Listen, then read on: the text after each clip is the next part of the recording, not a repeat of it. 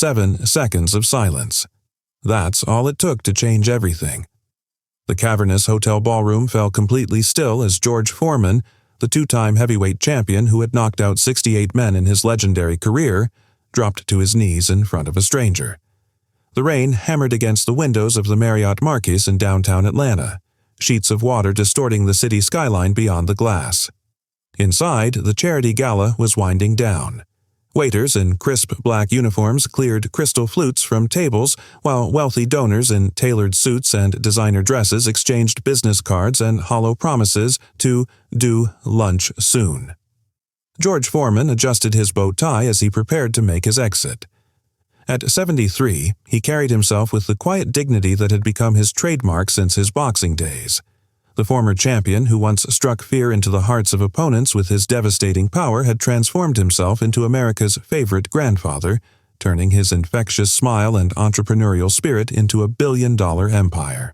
He'd made his obligatory appearance at the Children's Hospital fundraiser, posed for photos, shaken hands, and now he was ready for the sanctuary of his hotel room. That's when he noticed her. A middle-aged woman in a hotel uniform was collecting abandoned programs from the empty chairs. There was nothing remarkable about her appearance, mid-50s perhaps, with graying hair pulled back in a practical bun, her movements efficient but weary. Yet something about the way she carried herself, the slight hunch of her shoulders, caught George's attention in a way he couldn't explain. She looked up, momentarily startled to find herself being watched by the celebrity guest of honor. Their eyes met across the emptying ballroom. And then it happened. The flash of recognition. Not the usual, "I know you're famous" recognition that George had grown accustomed to over the decades. This was different, deeper, more personal.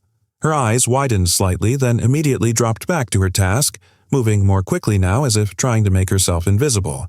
But George had seen it. And, more importantly, he had felt it. That electric current of shared history jumping across the room. Memories, buried under 4 decades of fame and fortune, suddenly surged forward like floodwaters breaking through a dam. "Excuse me," he said, his deep voice carrying across the nearly empty ballroom as he approached her. "I'm sorry, but do I know you from somewhere?" The woman kept her eyes down, gathering programs with increased urgency. "No, sir, I don't think so." But her voice betrayed her. A slight tremor. The barest hint of a southern drawl that had been polished away by years in a different city.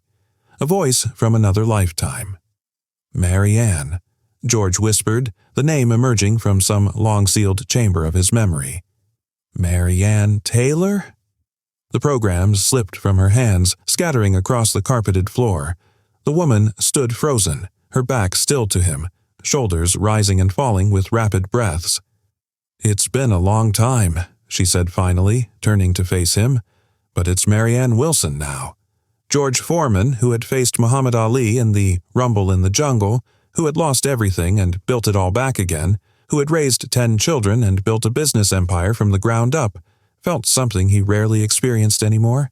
Genuine shock. 43 years, he said, his voice barely audible. 43 years since that night in Houston." Mary Ann nodded, a sad smile touching the corners of her mouth. "I didn't know you'd be here tonight. They just assigned me to this event this morning." A passing waiter gave them a curious glance. The famous multimillionaire engaged in intense conversation with a member of the hotel staff. George barely noticed. "Can we talk?" he asked. "Please, just for a few minutes." Mary Ann glanced nervously at her watch. "My supervisor, I can't just—" "I'll take care of that," George said gently. "This is important, Mary Ann, more important than you know."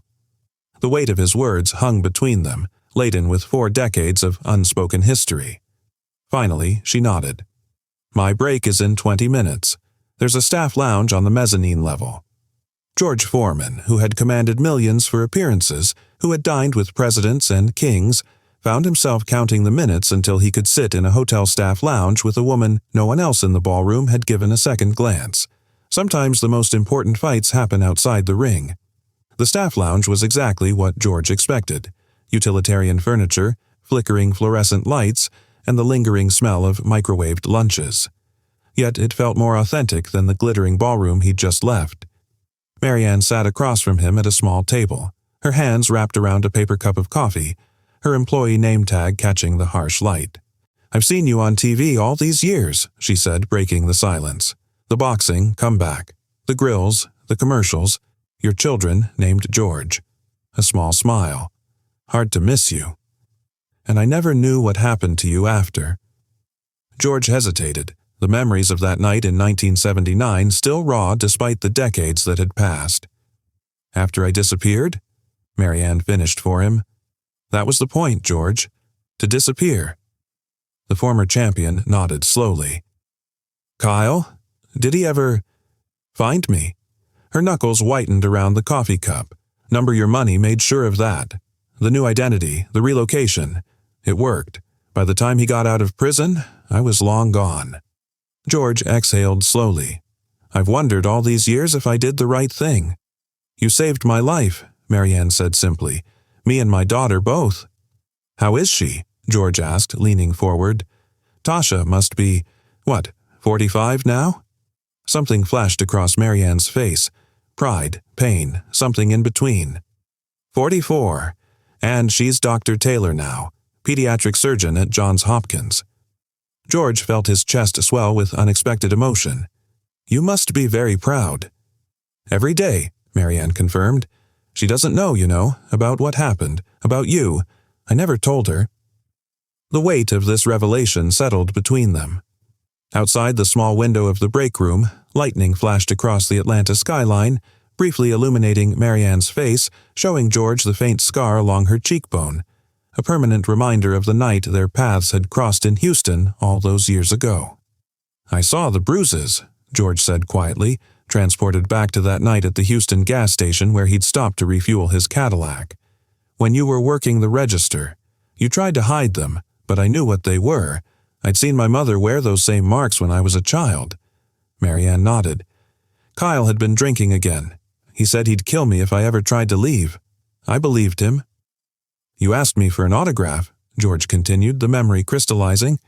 "But you wrote something else on that piece of paper when you slid it back." "Please help us," Marianne recited from memory. "It was the most desperate thing I'd ever done, begging a stranger for help just because he was famous, just because he seemed kind."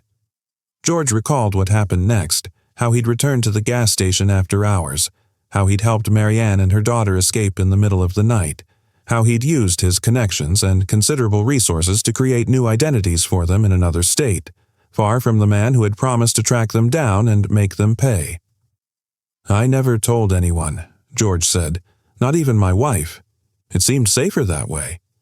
"It was," Marianne confirmed. "You gave us a chance at a life, George. Tasha never had to grow up afraid.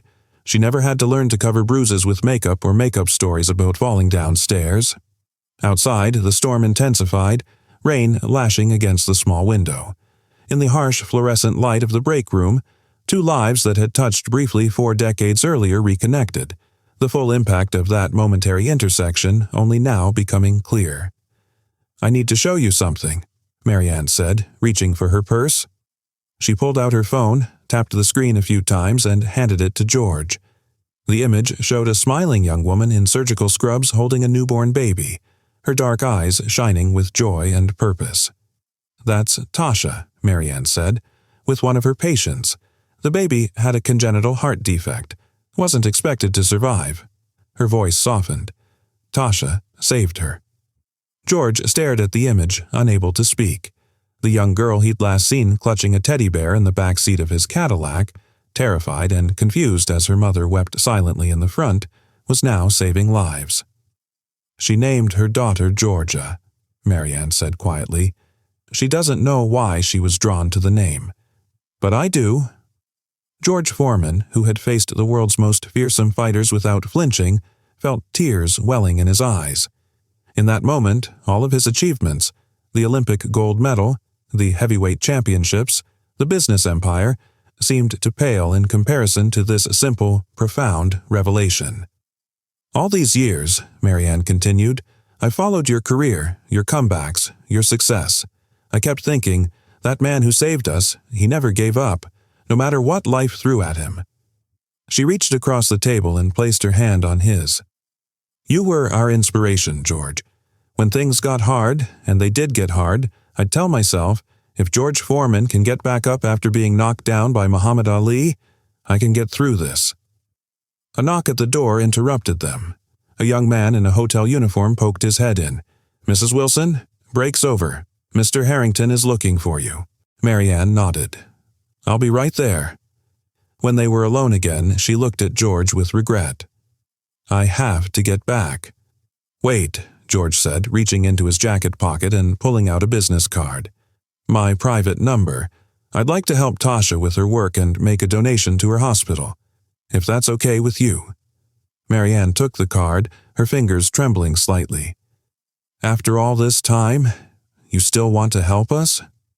"I've been blessed many times over," George said simply. "What good is success if you can't use it to lift others?" As they stood to leave, George had one more question. "Why now, Marianne? You could have walked away when you saw me tonight. You've kept this secret for 43 years. Why let me know who you are?" Marianne smoothed her uniform and met his gaze directly. "Because I saw your interview last month, the one where you talked about regrets, about wondering if your life had made a difference beyond the fame and money." Her eyes were steady, her voice sure. "I thought you deserved to know that one night, when no cameras were rolling, when no one was watching, you changed 3 generations of lives with a simple act of kindness." George Foreman, former heavyweight champion of the world, stood frozen in place as the full weight of her words sank in. "3 generations?" he asked. Marianne smiled, reaching for the door. "Georgia graduates from medical school next month. She wants to work with underserved communities, says everyone deserves a fighting chance." She paused her hand on the doorknob. "Just like someone gave us." The next morning, as dawn broke over Atlanta, the hotel ballroom where the charity gala had been held was being transformed for a corporate conference. The workers moved efficiently, setting up rows of chairs, arranging centerpieces, and using microphones. None of them noticed George Foreman standing at the back of the room, watching a particular hotel employee directing the setup with quiet authority. None of them saw when he approached her when he knelt briefly on one knee to tie his shoelace, slipping an envelope into her hand as he rose. None of them heard what he whispered before walking away.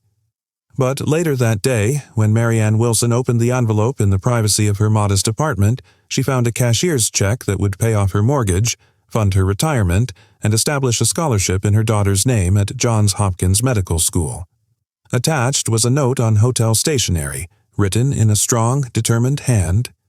"Some debts can never be fully repaid, but that doesn't mean we shouldn't try. The true measure of a champion isn't in the punches thrown, but in the lives touched when no one is watching. Thank you for letting me know that one night I got something right.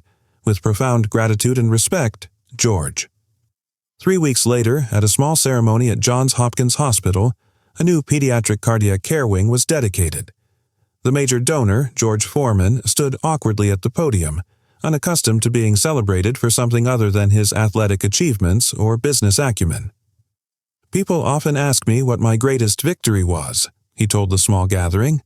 "They expect me to talk about regaining the heavyweight title at age 45, or maybe building a successful business after bankruptcy." He paused, his eyes finding Marianne in the audience, standing proudly beside her daughter and granddaughter. But true victories aren't always visible. Sometimes they're measured in second chances, in lives that flourish because someone stepped into the ring when it mattered most. As applause filled the room, Dr. Natasha Taylor stepped forward to cut the ribbon, unaware that the man standing beside her had once carried her, sleepy and frightened, to safety in the middle of a stormy Texas night.